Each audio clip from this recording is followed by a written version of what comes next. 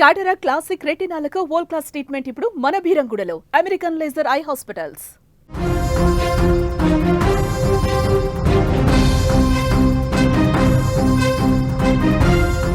Asia cup చేజిక్కించుకున్న భారత్ మూడోసారి కూడా పాక్కి చుక్కలు చూపించిన టీమిండియా. మ్యాచ్ తర్వాత కప్ తీసుకునేందుకు భారత్ నిరాకరించింది. విజేతగా నిలిచిన ఆసియా కప్ ట్రోఫీ తీసుకోలేదు భారత్. పాకిస్తాన్ మంత్రి మోసిన్ నఖ్వీ చేతుల మీదుగా తీసుకోవటం ఇష్టం లేక ట్రోఫీని తిరస్కరించింది భారత్. పోడియం వద్దకు రాకుండా డగౌట్లోనే కూర్చున్నారు ప్లేయర్స్ అందరూ. కప్ తీసుకోకుండా పోడియం వద్ద సంబరాలు చేసుకున్నటువంటి దృశ్యాలు కూడా మీరు చూస్తున్నారు. క్రికెట్ అభిమానులను ఉర్రూతలొగించిన ఆసియా కప్ ఫైనల్లో టీమిండియా మరోసారి తన ఆధిపత్యాన్ని నిరూపించుకుంది. అయితే ఈ మరుపురాని విజయం తర్వాత భారత్ జట్టు తీసుకున్న నిర్ణయం మాత్రం పెను సంచలనంగా మారింది. 41 ఏళ్ల తర్వాత ఆసియా కప్ టోర్నీ చరిత్రలోనే తొలిసారి ఫైనల్లో తలపడ్డ భారత్ పాకిస్తాన్ మధ్య జరిగిన ఈ పోరులో చివరి ఓవర్లో 5 వికెట్ల తేడాతో అద్భుతమైనటువంటి విజయం నమోదు చేసి ఇండియా 9వసారి టైటిల్ని కైవసం చేసుకుంది. ఈ విజయం కంటే ఆ తర్వాత భారత ఆటగాళ్లు తీసుకున్న ట్రోఫీ నిరాకరణ ఏదైతే ఉందో ఆ నిర్ణయం ఇప్పుడు దేశ ప్రజలకు ఇంకా ఆనందాన్ని పెంచిందని చెప్పాలి, సంతోషాన్ని రెట్టింపు చేసిందని చెప్పాలి. విజయం తర్వాత జరిగే పోడియం ప్రజెంటేషన్ కోసం పాకిస్తాన్ మంత్రి, ఆసియా క్రికెట్ కౌన్సిల్ అధ్యక్షుడైన మోసిన్ నఖ్వీ వేదిక మీదకి చేరుకున్నారు. కానీ టీమిండియా ఆటగాళ్లు మాత్రం డగౌట్లోనే ఉండిపోయారు. పాక్ మంత్రి నఖ్వీ చేతుల మీదుగా ట్రోఫీ మెడల్స్ తీసుకోవడానికి భారత జట్టు నిరాకరించింది. వాళ్ళతో షేక్ హ్యాండ్ ఇవ్వటానికే ఒప్పుకోలేదు. మనం వాళ్ళ చేతులతో ట్రోఫీని ఎలా తీసుకుంటాం?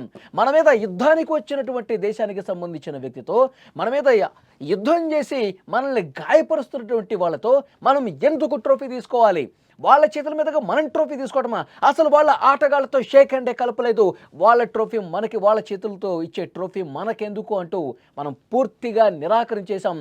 పాక్ మంత్రి వెయిట్ చేశాడు, ఆసియా కప్ అధ్యక్షుడు వెయిట్ చేశాడు అక్కడ మన కోసం. వీళ్ళు వస్తారేమో, ట్రోఫీ ఇవ్వాలేమో అని చెప్పి వెయిట్ చేశారు. కానీ వాడికి అర్థమైపోయింది, ఎప్పుడైతే మనం ఒక డెసిషన్ క్లియర్ కట్గా తీసుకొని మనం రాలేదో, ట్రోఫీ తీసుకోవటానికి, నీ చేతుల మీదుగా ట్రోఫీ తీసుకోవటానికి మాకు ఇష్టం లేదని చెప్పి ఖరాఖండిగా చెప్పామో, వెయిట్ చేసి చేసి వెనుదిరిగి వెళ్ళిపోయినటువంటి పరిస్థితి ఉంది. పోడియం వద్ద చాలాసేపే వెయిట్ చేశాడు. భారత ఆటగాళ్ళ నుంచి కనీసం అంటే కనీసం స్పందన రాలా. దీంతో నిస్సత్తువుగా ట్రోఫీని తీసుకొని ఆయన వెనుదిరిగాడు. భారత జట్టు ట్రోఫీని నిరాకరించినట్లు ప్రజెంటేటర్ అధికారికంగా ప్రకటించాల్సినటువంటి పరిస్థితి వచ్చింది. అలా ప్రకటన వచ్చిందో లేదో క్రికెట్ చరిత్రలోనే ఇలా జరగటం ఒక ఫస్ట్ టైం డెసిషన్గా చెప్తా ఉన్నారు. ఎప్పుడైతే ప్రజెంటేటర్ ఈ విషయాన్ని చెప్పాడో, భారత్ ఈ ట్రోఫీని తీసుకోవటానికి ఇప్పుడు నిరాకరించిందని ఒక డెసిషన్ వచ్చిందో, యావత్ భారతావని మొత్తం కూడా అప్పుడు నిజమైనటువంటి ఆనందంతో, అప్పుడు నిజమైనటువంటి విజయోత్సాహంతో సంబరాలు చేసుకున్న పరిస్థితి. కరెక్ట్ డెసిషన్ తీసుకున్నారు. వాళ్ళ చేతుల మీదుగా మనం ట్రోఫీ తీసుకోకపోవటమే సరైనటువంటి నిర్ణయం అంటూ అప్పుడు బాణాసంచా కాల్చారు. అప్పుడు విజయ సంబరాలు చేసుకున్నారు. రోడ్ల మీదకి వచ్చి యావత్ భారత్ యువత మొత్తం కూడా, క్రికెట్ అభిమానులందరూ కూడా సెలబ్రేషన్స్ మోడ్లోకి వెళ్ళిపోయిన పరిస్థితి ఉంది. ఒక్కసారి ఇక్కడ స్క్రీన్ మీద మీరు చూస్తూ ఉన్నారు, అతను ఏ విధంగా వెనుదిరిగి వెళ్ళిపోతున్నాడో చాలా స్పష్టంగా మనం స్క్రీన్ మీద కూడా చూస్తున్నాం. భారత ఆటగాళ్ళు వచ్చి ఈ ట్రోఫీని అందుకుంటారేమో అనుకుని వెయిట్ చేశాడు. కానీ మన నుంచి కనీస స్పందన లేకపోవడంతో ఇక నా చేతుల మీద నుంచి వీళ్ళు అన్నంత పని చేశారు అనుకున్నట్లుగానే ట్రోఫీని నిరాకరించారు అని అర్థమైపోయి వెనుదిరిగి వెళ్ళిపోతా ఉన్నాడు. మనం స్క్రీన్ మీద ఆ విజువల్స్లో చాలా స్పష్టంగా సర్కిల్లో కనిపిస్తోంది. నఖ్వీ వెనుదిరిగి వెళ్ళిపోయే దృశ్యాలు మీరు చూస్తూ ఉన్నారు. ఈ చారిత్రక మ్యాచ్ విషయానికి వస్తే, తెలుగు కుర్రాడు తిలక్ వర్మ ఆడిన 69 పరుగుల అద్భుత ఇన్నింగ్స్ మ్యాచ్ గమనాన్ని పూర్తిగా మార్చేసింది. ఒక దశలో 10 పరుగులకే 2 వికెట్లు కోల్పోయి కష్టాల్లో పడ్డ టీమిండియాను తిలక్ వర్మ తన అనుభవం, సంజు శాంసన్తో కలిసి ఆడిన సమన్వయంతో గెలిపించేశాడు. చివరి వరకు క్రీజులో నిలబడ్డ తిలక్ సిక్సర్తో మ్యాచ్ ముగింపుకు ఒక రన్కు ముందుంచడం అభిమానుల్ని అలరించింది. ఈ టోర్నీపై పాకిస్తాన్లో భారత్కు ఇది 3వ విజయం కావటం విశేషం. టైటిల్ పోరులో కూడా విజయం సాధించి పాకిస్తాన్కు తిక్క కుదిరే విధంగా చాలా గట్టిగా సమాధానం ఇచ్చింది టీమిండియా. తిలక్ వర్మ గురించి మనం ప్రత్యేకంగా మాట్లాడుకోవాలి. యాక్చువల్గా తిలక్ వర్మ అందరూ వికెట్లు పడుతున్న క్రమంలో అభిమానులందరూ కొంత నిరుత్సాహానికి గురయ్యారు. వికెట్లు వరుసగా పడుతున్నాయి, మనం ఎలాగైనా గెలిచి తీరాలి, మ్యాచ్ గెలిచేసి ట్రోఫీని, ఈ ఆసియా కప్ మనదే అని ప్రపంచానికి చాటి చెప్పాలి, పాకిస్తాన్ మీద ఎప్పటికీ ఎప్పటికీ మనదే పై చేయని చెప్పి భారత అభిమానుల్లో ఆశ ఉంది. కానీ వికెట్లు వరుసగా పడుతున్నాయి, ఆందోళన ఉంది. వచ్చినటువంటి తిలక్ వర్మ మెల్లగా బ్యాటింగ్ స్టార్ట్ చేశాడు. బంతిని బౌండరీలకు తరలించడం మొదలుపెట్టాడు. ఆశలు పెరుగుతూ ఉన్నాయి. పాకిస్తాన్ మీద ఏదైతే ఒక పగ ఉందో, ఒక్క మ్యాచ్ కూడా ఓడిపోకూడదన్నటువంటి ఆశ ఏదైతుందో దాన్ని నిలబెడుతూ వరుసగా 4లు 6ర్లతో అద్భుతమైనటువంటి ఇన్నింగ్స్ ఆడి భారత్ని విజయ పథాన చేర్పించాడు. మన హైదరాబాద్ కుర్రాడు, మన తెలుగోడు ఆసియా కప్లో పాకిస్తాన్కి గట్టి దెబ్బను రుచి చూపించాడు. ప్రతి హైదరాబాదీ కాళ్ళను ఎగరేసుకుని మన వర్మ, మన తిలక్ వర్మ అంటూ నిన్న రాత్రంతా డ్యాన్సులు చేసినటువంటి పరిస్థితి. పాకిస్తాన్కి మనోడే బుద్ధి చెప్పాడు, పాకిస్తాన్కి ఒక గట్టి షాక్ ఇచ్చాడు మనోడే అంటూ రోడ్ల మీదకి వచ్చి తిలక్ వర్మని అభినందిస్తూ డ్యాన్సులు చేసినటువంటి పరిస్థితి. మ్యాచ్ అనంతరం ప్రెస్ కాన్ఫరెన్స్లో కెప్టెన్ సూర్యకుమార్ యాదవ్, అభిషేక్ శర్మ తమ విజయానికి సంబంధించి మీడియా ప్రశ్నలకు సమాధానాలు ఇచ్చారు. ట్రోఫీని నిరాకరించడం గురించి అడిగిన ప్రశ్నకు స్కై సమాధానమిస్తూ, నా కెరీర్లో ఒక విజేత జట్టు ట్రోఫీని తిరస్కరించడం ఇదే ఫస్ట్ టైం. మేము అన్ని రకాలుగా గెలవటానికి అర్హులం, ట్రోఫీని తీసుకోవటానికి అర్హులమే, కానీ కావాలనే ఈ ట్రోఫీని మేము తిరస్కరించాం. పాకిస్తాన్ పుండు మీద కారం చల్లినట్టుగా చాలా స్పష్టమైనటువంటి సమాధానం చెప్పాడు సూర్యకుమార్ యాదవ్. మిగతా ప్రశ్నలకు సమాధానం చెప్పకుండా దాటివేయటం పరిస్థితి తీవ్రతను తెలియజేస్తోంది. అంటే మనం ఎంత గట్టిగా ఉన్నాం, పాకిస్తాన్ మీద ఏ స్థాయిలో పోరాటం చేస్తున్నాం అనేది కూడా ఇక్కడ క్లియర్గా మనం అర్థం చేసుకోవాలి. ప్రధానమంత్రి నరేంద్ర మోదీ ఈ విజయం తర్వాత ఒక ట్వీట్ చేశారు. ఆపరేషన్ సింధూర్ని ప్రస్తావించారు. యుద్ధ భూమిలో అయినా మైదానంలో అయినా ఒక్కటే ఫలితం. మైదానంలో కూడా మనం ఆపరేషన్ సింధూర్ చేశాం, ఎక్కడైనా విజయం మనదే అని భారత ఆటగాళ్లను కీర్తిస్తూ ఆయన ట్వీట్ చేశారు.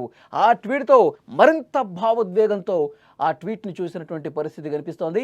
ప్రతి ఒక్కరూ కూడా సెలబ్రేషన్ మూడ్లోకి వెళ్ళిపోయారు. ఏ మ్యాచ్ అయినా, అది ఏ కప్ అయినా సరే, పాకిస్తాన్ మీద ఆడుతున్నామంటే ఆ గెలుపు డెఫినెట్గా టీమిండియాదే. ప్రతి ఒక్క మ్యాచ్ కూడా టీమిండియానే గెలవాలి, గెలుస్తుంది అన్న ఒక గట్టి నమ్మకం ఫ్యాన్స్లో ఉంది. వరుసగా 3 మ్యాచ్లు గెలిచేశాం. మొదటి మ్యాచ్ ఆడుతున్న సందర్భంలో ఎక్కడ కూడా అభిమానులు స్టేడియంలో ఎక్కడైతే పెద్ద ఎత్తున అభిమానులు వస్తారో ఆటను ఆస్వాదిస్తారు అనుకున్నారు. ఎందుకంటే అంతకు ముందు నుంచే బాయ్కాట్ ట్రెండ్ నడుస్తోంది. ఆపరేషన్ సింధూర్తో ఒక గట్టి బుద్ధి చెప్పిన తర్వాత పాకిస్తాన్ ఏదైతే పిచ్చి ప్రలాపనలు చేస్తూ ఉందో, ఇష్టారీతిన మాట్లాడుతూ ఉందో, మన పౌరుల్ని పెహల్గాం దాడితో పొట్టను పెట్టుకున్న అక్కడి ఉగ్రవాదులకు సంబంధించి ఇంత ఉద్రిక్తమైనటువంటి, ఉద్రేకం కలుగజేసినటువంటి పరిస్థితుల్లో అసలు అలాంటి ఒక పనికి మాలిన దేశంతో, టీంతో మనం ఎందుకు క్రికెట్ ఆడాలని చెప్పి ఒక బాయ్కాట్ ట్రెండ్ నడిచింది. అందుకే మొదటి మ్యాచ్లో ఫ్యాన్స్ నుంచి అంత మద్దతు లభించాల. ఫ్యాన్స్ నుంచి ఒక విపరీతంగా ఒక హర్షధ్వానాలు నమోదు కాల. కానీ ఒక మ్యాచ్ పూర్తయింది, ఆ మ్యాచ్లో ఘన విజయం సాధించాం. ఆ తర్వాత పరిస్థితులు అర్థమైపోయింది. మొదటి మ్యాచ్లోనే మనం షేక్ హ్యాండ్ ఇవ్వలేదు. ఆ షేక్ హ్యాండ్ నిరాకరించడంతో మన మీద కంప్లైంట్ చేయటాలు, సూర్యకుమార్ మాట్లాడిన దాన్ని మళ్ళీ ఐసీసీకి కంప్లైంట్ చేయటాలు, పరిస్థితి తీవ్ర స్థాయికి చేరుకుంటుంది. రెండో మ్యాచ్లో వాళ్ళ ఆటగాళ్ళు, రౌఫ్ లాంటి వాళ్ళు ఏ విధంగా ప్రవర్తించారో మనం చూసాం. ఆపరేషన్ సింధూర్ను గుర్తు చేసే విధంగా ఏవో మన యుద్ధ విమానాలు కిందకి కూలిపోయినట్టుగా సంజ్ఞలు చేసి, సంకేతాలు చేసి మైదానంలో వెకిలి చేష్టలు చేశారు. మనం మ్యాచ్ మీదే, మ్యాచ్ అద్భుతంగా ఆడి దెబ్బ కొట్టాం. మన దృష్టి అంతా మ్యాచ్ మీదే ఉంది, మన దేశం గెలవాలన్న దాని మీదే ఉంది. వాళ్ళు రెచ్చగొట్టే విధంగా మాట్లాడారు. ఎక్కడా కూడా మనం వెనక్కి తగ్గలేదు, అద్భుతంగా ఆడి విజయం సాధించాం. ఇక చచ్చి చెడి ఫైనల్కి వచ్చింది పాకిస్తాన్. బంగ్లాదేశ్ గెలిచి ఆ తర్వాత ఫైనల్కి వచ్చింది. ఫైనల్లో కూడా అద్భుతమైనటువంటి ఆట తీరును ప్రదర్శించి ఎట్టి పరిస్థితుల్లో గెలవాలని చాలా పట్టుదలతో ఆడాం. అద్భుత విజయం నమోదు చేశాం. ముందే ప్లాన్ చేసుకున్నాం. నఖ్వీ ట్రోఫీ ఇవ్వడానికి సిద్ధంగా ఉంటాడు. ఆసియా కప్ అధ్యక్షుడు, పాకిస్తాన్ మంత్రి నఖ్వీ ఇస్తాడని చెప్పి ఆల్రెడీ షెడ్యూల్ రెడీ అయిపోయింది. అతని చేతుల మీదుగా మనం ఎట్టి పరిస్థితుల్లో తీసుకోవద్దని చెప్పి ఒక ప్లానింగ్తోనే ఉన్నాం. అనుకున్నట్టుగానే టీమిండియా ప్లేయర్స్ ఎవ్వరూ కూడా అతను ట్రోఫీ ఇవ్వటానికి వచ్చినప్పుడు కనీసం స్పందన చేయలే. ఎప్పుడైతే ప్రజెంటేటర్ చెప్పాడో ఈ ట్రోఫీని భారత ఆటగాళ్ళు తీసుకోవటానికి నిరాకరిస్తున్నారు అని చెప్పారో అప్పుడు అసలైనటువంటి విజయోత్సాహం ప్రతి ఒక్కరిలో కనిపించింది. అంతకుముందు అందరూ ఉత్కంఠగా వెయిట్ చేశారు, ట్రోఫీ ఏమైనా తీసుకుంటారా అని చెప్పి. విజయం సాధించినప్పుడు కూడా పెద్దగా సంబరాలు చేసుకున్నటువంటి భారత అభిమానులు ఎప్పుడైతే నిరాకరించారో, ట్రోఫీ లేకుండానే సెలబ్రేషన్స్ చేసుకున్నారో భారత ఆటగాళ్ళు మైదానంలో, అప్పుడు దేశం మొత్తం కూడా ఎగిరి గంతేసి ఒక్కసారిగా పెద్ద ఎత్తున సెలబ్రేషన్స్ చేసుకునే పరిస్థితుంది. ప్రతి ఒక్కరి కళ్ళల్లో ఆనందం, విజయం కనిపించింది.